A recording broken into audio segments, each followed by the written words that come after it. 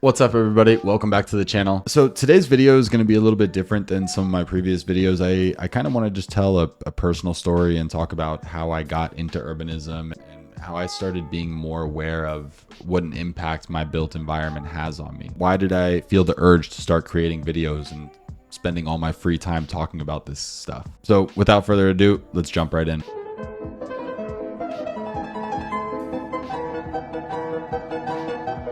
The funny thing is that throughout my life, I wouldn't have ever identified myself as an urbanist. I didn't even know what that term was until probably 7 or 8 years ago. But what I do remember throughout my life is I remember always being fond of cities. I remember in the summers, I would go visit my grandma in New York, and she lived in Queens, and she would let me go off and explore in the city on my own. And I felt this sense of freedom that I never felt back home growing up in Florida. I would get on the Q59 bus from Grand Avenue, and I would take that to the Queens Mall, and I would sit there and I would be observing all the people on the bus. And I thought it was so cool that they didn't have to use their car to get around. All you have to do is just hop on this bus, swipe your ticket, and then off you go to your next destination. It seemed so frictionless, and it was just something I never experienced before. And I remember it was really impactful on me at that young age because it was the first time I experienced that type of living, which I wasn't used to because I grew up in suburbia in Florida.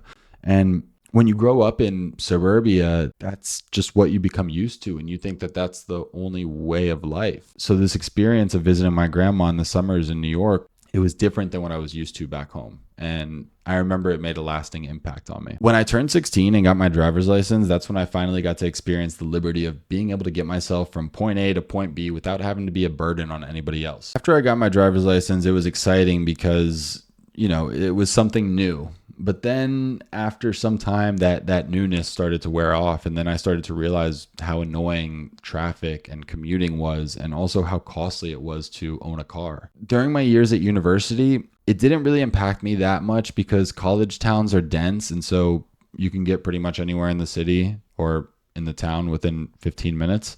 After graduation, I entered the corporate world, and with that came a 90-minute commute.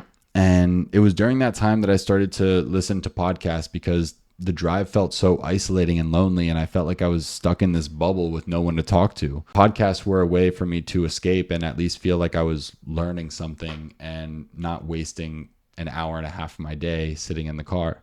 And it was through listening to these podcasts that somewhere along the way, I stumbled across a book called Walkable City. And this was the book that changed my life. This was the book that helped me understand why I like cities and the importance of our built environment. Before this book, I knew that for some reason I liked places that had more of a density. I guess places in Europe, just places where you could walk around and you don't have to rely on a car for everything. I knew that I was attracted to those places, and I knew that I wanted to live in one of these places, but I just wasn't sure where yet. It was after I read Walkable City that I became an urbanist. And it's funny because before that, I knew that I liked cities and I knew that I liked walkable places, but I couldn't put a reason behind it. I didn't understand the why. And that book connected all the dots for me. Ever since I started learning more and more about this subject, I see what a big influence it has over pretty much all aspects of our lives. If we live in a place where we're relying on a car, then you're not going to have as much serendipity throughout your day. You're not going to have as many social interactions as you would if you were living in a place where you didn't need a car. I realized that living in a good urban environment also factors into things like our mental and physical health, our relationships with the other people around us that live in our community. So now that I gave a little bit of the history around how I got into urbanism, I want to talk a little bit about what urbanism actually is.